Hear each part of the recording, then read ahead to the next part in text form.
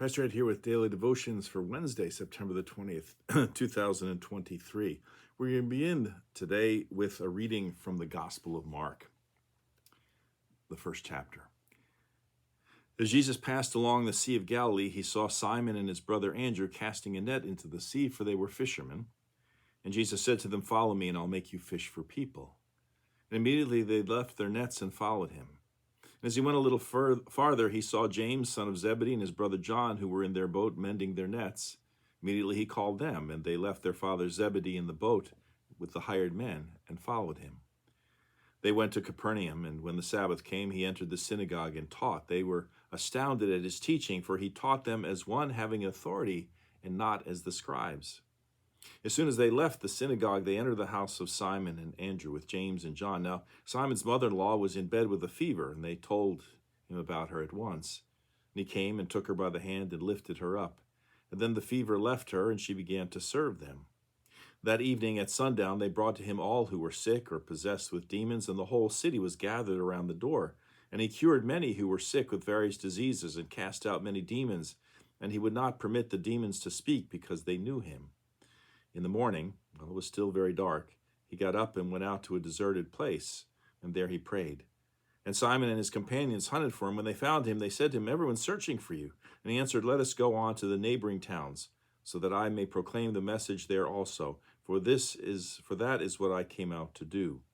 And he went throughout Galilee, proclaiming the message in their synagogues and casting out demons. We've been talking the last several days about the Myers-Briggs personality inventory. Josh loaded up the 16 types onto the website. Hopefully, if you've been listening to this, you've accessed that and could look at it, and maybe it's something that you could be looking at or run off, make a copy for yourself, or refer back to it after we're done, because we're going to continue. Yesterday we talked about Paul and how he seemed to have been, perhaps, based on the biblical record, an ENTJ. Well, I'm going to go really far out on a limb today and see if we could possibly identify Jesus's personality type. And I chose the passage from Mark that I read to you, and several thoughts emerged. The first thing we notice is that at the very beginning of his ministry, Jesus identified Peter and Andrew and James and John and called them to be his disciples. He next went on to Capernaum, where he taught in the synagogue on the Sabbath. So there seemed to be, in other words, a definite plan behind these activities. They didn't happen merely by chance. And later, at the end of the passage, we also find Jesus informing the disciples that even though the people were searching for him, he must be on his way to the neighboring towns so that he might proclaim the message there also. For that is what I came to do, he said. Jesus, therefore, was clearly a man on a mission with a definite end in mind. And as such, he appears to be a judging type, or J. Next, we see that when he went to that synagogue to teach, the people were astounded because Jesus was not like the scribes. He taught as one having authority. Throughout the Gospels, we see this reality being played out again and again. Jesus did not primarily concern with himself with what is, but rather with what could be. Instead of just focusing on the sad and unfortunate realities of the world, Jesus instead spoke about a glorious future that would be realized with the coming of God's kingdom. And in this respect, then, Jesus most clearly appears to be an intuitive, or an N. After leaving the synagogue, however, Jesus accompanies his disciples to the home of Peter and Andrew, where they find Peter's mother-in-law sick with a fever, and Jesus immediately heals her.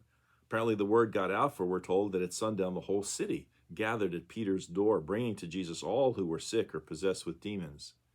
So whatever Jesus' plans for that evening had been, they were quickly forgotten, and instead he responded to the human needs that were there before him. Because in this instance, and throughout the Gospels, people obviously came first for Jesus, and so we can reasonably conclude then that he was a feeling type, or F. And finally, the next morning, after being virtually mobbed by all who were sick and in need, Jesus got up while it was still dark out and went off by himself to a deserted place to pray. As much as Jesus lived for people and had come to serve them, when he needed to recharge his batteries, what did he do? He went off by himself, and usually to pray. We then see this pattern repeated again over and over again in the Gospels up until including the Garden of Gethsemane. Clearly then, Jesus had a preference for introversion or I. It doesn't mean that you're introverted quiet, but how do you recharge your batteries? Jesus went off by himself. Well, I'm certainly going out on a limb here, and this is hardly scientific. I would argue, nevertheless, that there's a good chance from what we know in the gospel record that Jesus was an INFJ. And if you locate this personality type on that chart that Josh made available, in the first row, the third from the left, we read, contribute by lending future-oriented ideas, insights for people. Lead by inspiring with their goals, working for cooperation and mutual trust. Serve by small group leadership using words, oral or written, to influence people's growth and development.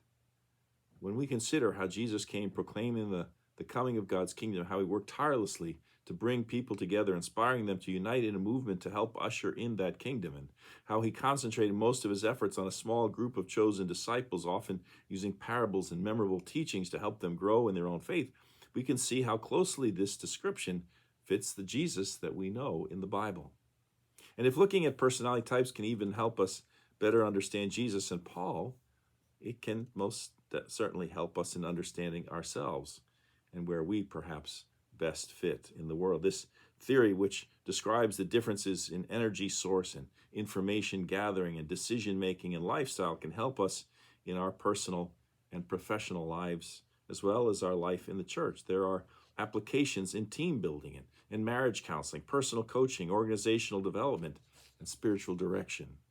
And perhaps the most wonderful thing about it is that it celebrates and affirms each of the 16 different personality types. There's no right or wrong way. All the ways of relating to the world and all the preferences are equally valid and important. They simply define the atmospheres that appeal to each of us the most.